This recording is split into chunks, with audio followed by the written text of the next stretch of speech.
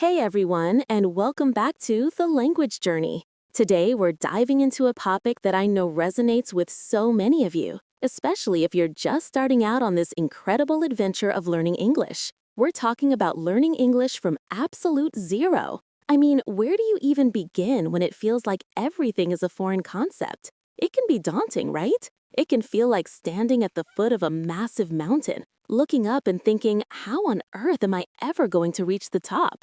But here's the thing. Every single person who speaks English fluently today started somewhere. They all had their zero moment. And today, we want to share some insights, some encouragement, and some really practical steps to help you navigate those very first crucial steps. We want to make that mountain seem a little less intimidating, maybe even a little exciting. So, let's just jump right in. Speaker 2, when you think about someone who is literally at square one, no English words, no understanding, just pure beginner status, what's the very first thought or feeling that comes to your mind about their journey? Oh, that's such a great question, Speaker One, because it brings back so many vivid memories of my own early struggles and the stories I've heard from countless learners. My first thought is usually, wow, what an exciting opportunity. I know it sounds counterintuitive because the initial feeling is often pure overwhelm, like it's a swirling fog of confusion. But beneath that, there's this raw potential, this chance to build something brand new, brick by brick. When you're at zero, you don't have bad habits to unlearn. You just have a blank canvas. And that's incredibly powerful. I mean, think about it. Every word you learn, every simple sentence you manage to understand or produce, it's a monumental achievement. It's not just a word. It's a tiny victory, a step forward that builds confidence. The challenge, I think, is really about managing that initial feeling of being lost. It's like stepping into a brand new city where all the signs are in a language you don't understand. You need a map, or at least a friendly guide to point you to the nearest cafe. And that's what we want to be for our listeners today. We want to be that friendly guide, showing them the simplest path to get started, without getting completely overwhelmed by the sheer size of the task ahead. It truly is an adventure, a personal triumph in the making. I love that perspective. A blank canvas and an exciting opportunity. That's such a refreshing way to look at it. But let's be real. Even with that positive mindset, those first few steps can feel incredibly difficult. What are some of the most common, almost universal hurdles that absolute beginners face? Because I think naming these challenges can actually help people feel less alone. Like, okay, it's not just me, everyone struggles with this. Absolutely, you're spot on. Acknowledging the struggle is the first step to overcoming it. So for absolute beginners, one of the biggest hurdles is simply the sheer volume of new information. I mean, everything is new. The sounds, the vocabulary, the sentence structure, even the rhythm of the language. It's not just learning a new word. It's learning how that word sounds, how to pronounce it, how it looks written down, and how it fits into a sentence. And then there's the memory aspect. You learn hello and goodbye today, but will you remember them tomorrow? Consistency is key here. Another huge one is pronunciation and listening comprehension. English has sounds that don't exist in many other languages, and the way words link together in natural speech can be incredibly fast and confusing for a beginner.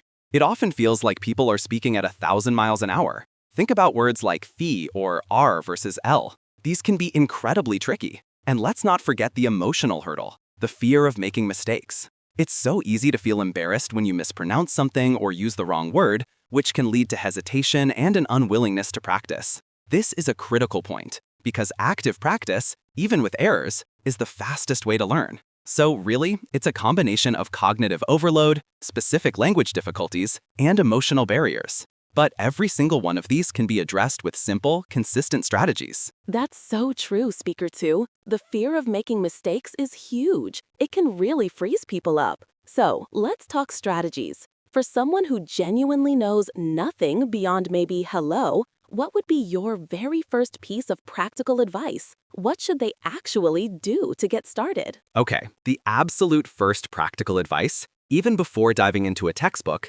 is to immerse yourself in the sounds of English without pressure. I call it passive listening. Just put on some English music, watch a kid's cartoon in English, or listen to a simple podcast, like this one.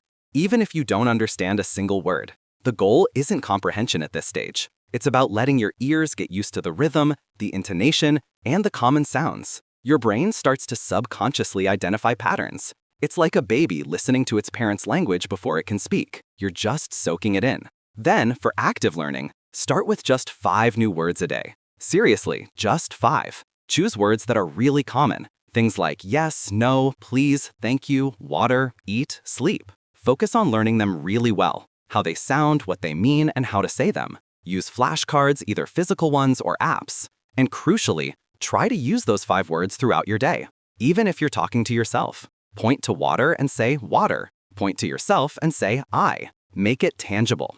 This consistent small-step approach prevents overwhelm and builds a solid foundation. And remember, repetition is your best friend when you're starting from scratch. Say them aloud, write them down, hear them again and again. 5 words a day and passive listening? That sounds incredibly manageable and really smart. It breaks down that massive mountain into tiny, walkable hills. What about moving beyond single words? How do beginners start to connect words and form simple sentences without feeling like they need to memorize an entire grammar book? Excellent question. And this is where it gets really exciting.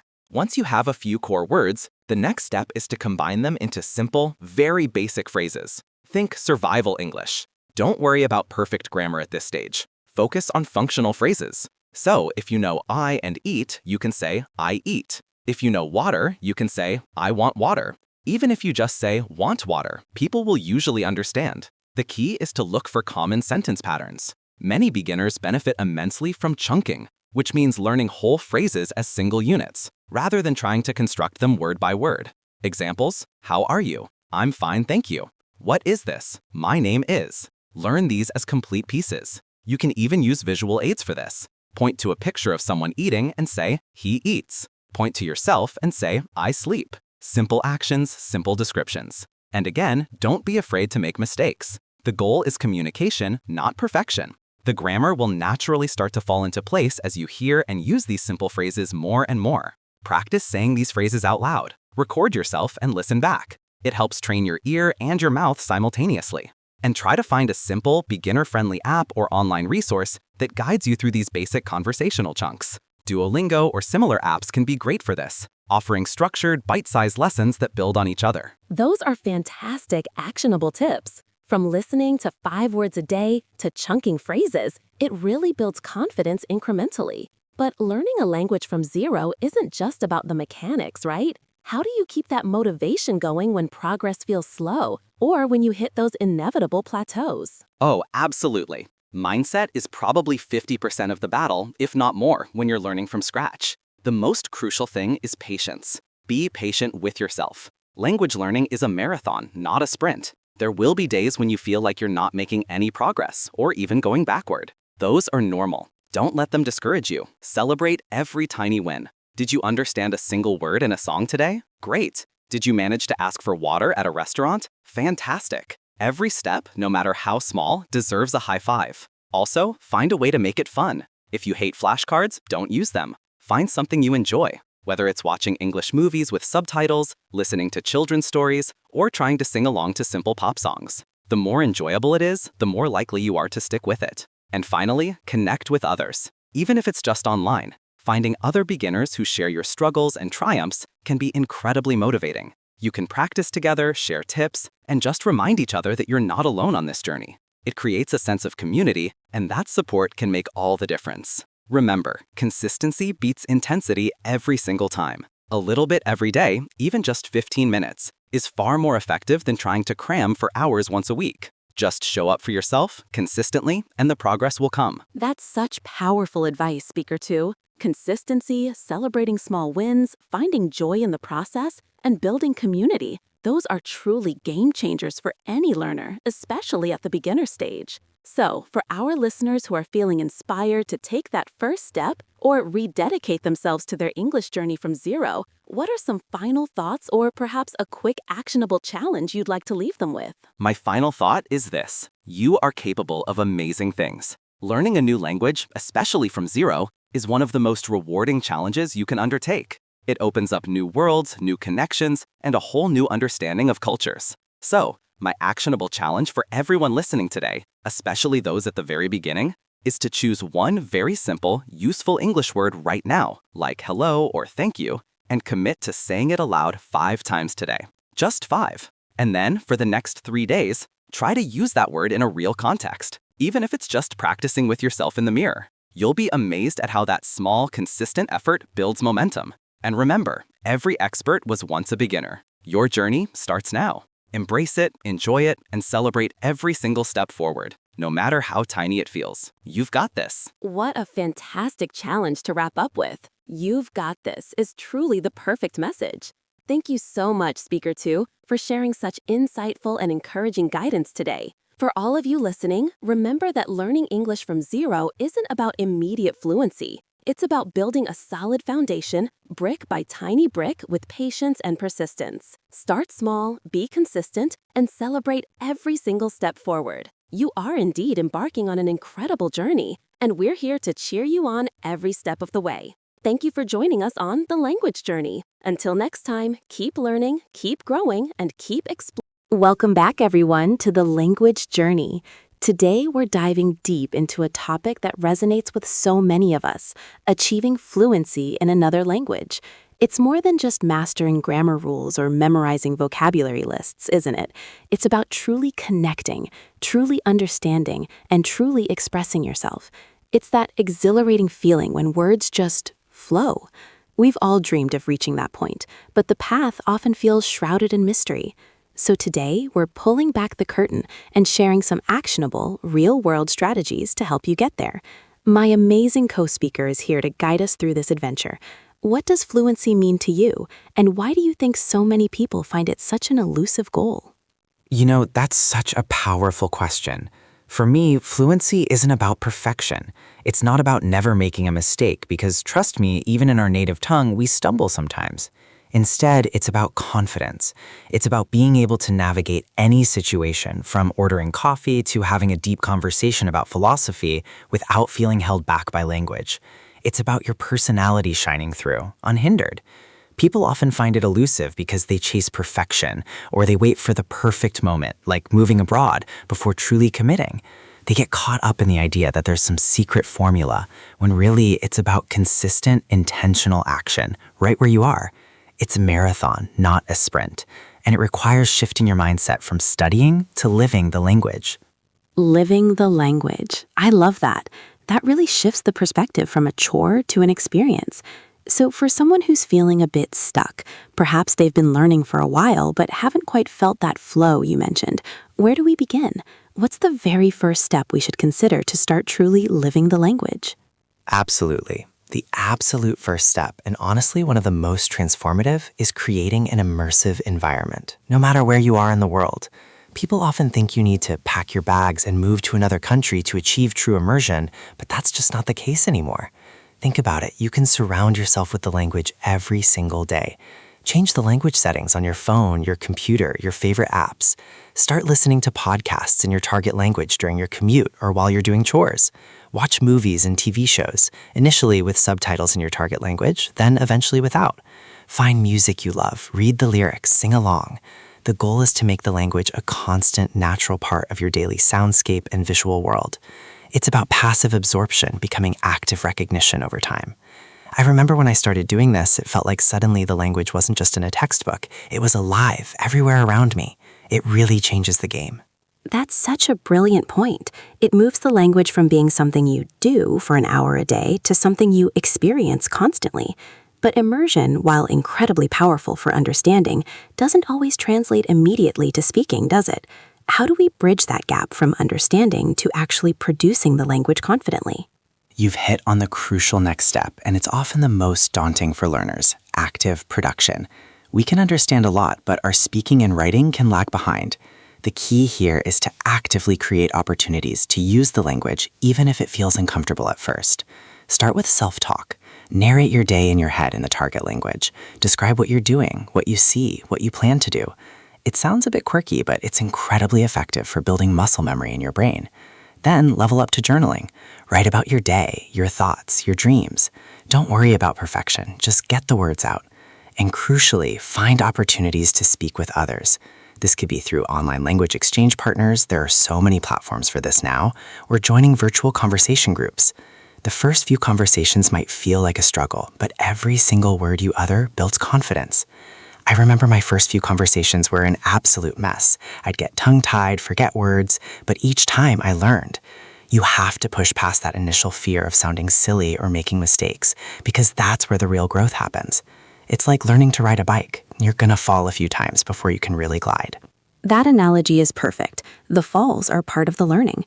So we've got immersion and active production. These sound like big commitments. How do we keep the momentum going? What about consistency when life inevitably gets in the way? Consistency is absolutely paramount, and honestly, it's where many people falter.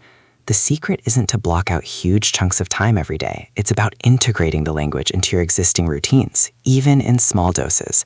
Think little and often. Can you dedicate just 15-20 minutes every morning to reviewing vocabulary or listening to a short podcast? Can you read a page or two of a book in your target language before bed?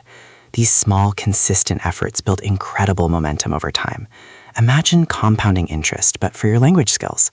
Those daily micro-sessions add up to hours, then days, then weeks of exposure and practice. The key is to make it a non-negotiable part of your day, like brushing your teeth. If you miss a day, don't beat yourself up. Just get back on track the next. It's not about being perfect every day, but about being persistent most days. I actually use a habit tracker for my language learning just to visually see that consistent chain, and it's super motivating. A habit tracker, that's smart. It keeps you accountable without feeling like a chore. And speaking of challenges, what about the inevitable mistakes? We touched on the fear of making them, but how do we truly embrace errors as part of the process rather than letting them discourage us? This is huge. Honestly, shifting your perspective on mistakes is one of the biggest leaps you can make towards fluency. Most learners see a mistake as a failure, a sign they're not good enough. But truly, mistakes are data points. They are your brain highlighting exactly where you need to focus your attention. When someone corrects you, don't feel embarrassed, feel grateful. They've just given you a free lesson. Embrace them, laugh at them, learn from them. Think of it like this. If you're not making mistakes, you're probably not pushing yourself hard enough. You're staying in your comfort zone. I once completely mixed up two words that sounded similar and ended up accidentally telling someone I was pregnant instead of tired. The look on their face was priceless. We both had a good laugh, and I guarantee you I'd never confuse those two words again. It stuck because of the mistake. So give yourself permission to be imperfect. It's actually a sign of progress. That's a fantastic story, and it perfectly illustrates how mistakes can become memorable learning moments. Beyond embracing errors, how do we keep ourselves motivated? Sometimes the content we use to learn can feel a bit dry or academic. How do we make learning enjoyable and sustainable? That's where personalizing your learning journey comes in. If you're bored, you're not going to stick with it. Forget those dull textbooks if they don't spark your interest. Instead, seek out content that genuinely excites you in your target language. Are you into cooking? Find recipes or cooking shows. Love science fiction? Dive into novels or short stories. Are you a sports fanatic? Read articles or listen to commentators. Follow social media accounts of people or organizations that align with your hobbies. The idea is to make the language a vehicle for enjoying your passions, not a separate academic subject.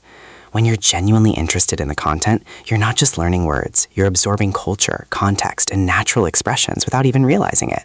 It becomes less about studying and more about exploring. I remember struggling with motivation until I discovered a podcast about ancient history, a topic I absolutely adore. Suddenly, studying felt like a fascinating adventure, and my progress skyrocketed. That's so smart. Leveraging your existing interests makes so much sense. It really connects the dots between your life and your language goals. And what about the human connection? How important is it to interact with native speakers or even other learners in your fluency journey? It's absolutely critical. While self-study and immersion are fantastic, language is at its core about communication between people. Interacting with others brings everything to life. It exposes you to natural speech patterns, different accents, slang, and cultural nuances that no textbook can fully teach. Joining online communities, participating in virtual language exchanges, or even finding a local conversation group can be incredibly rewarding. It provides accountability, a sense of community, and most importantly, real-time practice. When you're speaking with someone, you're forced to think on your feet, to react, to truly engage. This kind of spontaneous interaction is what truly hones your fluency. It's also incredibly motivating to see your progress reflected in real conversations. There's nothing quite like successfully navigating a complex discussion or sharing a laugh with someone in a different language. It's a pure joy and a powerful motivator to keep going. That connection is definitely key. So as we wrap up, what's the overarching philosophy, the final piece of advice you'd offer to someone embarking on this journey to fluency? What should be their guiding star? My final piece of advice, my guiding star, would be to embrace the journey and celebrate every single win, no matter how small. Fluency isn't a destination you arrive at and then you're done. It's a continuous journey of learning and discovery. There will be days when you feel amazing and days when you feel frustrated. That's totally normal. Focus on progress, not perfection. Can you understand a little more of that podcast today than you could last week? Did you successfully ask for directions, even if you fumbled a bit? Did you write a coherent paragraph? Those are massive victories. Acknowledge them, reward yourself. Set realistic, achievable mini goals, and don't compare your progress to anyone else's. Your journey is unique. The moment you stop worrying about being fluent and just enjoy the process of learning and connecting, that's often when fluency truly starts to blossom. Keep showing up, keep trying, and trust that every effort, big or small, is bringing you closer to that beautiful flow. Beautifully put. Embrace the journey and celebrate every single win. That really encapsulates it, doesn't it? Thank you so much for these invaluable insights. From creating an immersive environment to active production, consistent habits, embracing mistakes, personalizing your learning, connecting with others, and finally, celebrating every step. These strategies provide a clear, actionable roadmap to achieving true language fluency. To all our listeners, remember, the power to unlock fluency is within you, right now. Start today, enjoy the process, and watch your world expand. We'll catch you next time on The Language Journey. Goodbye for now.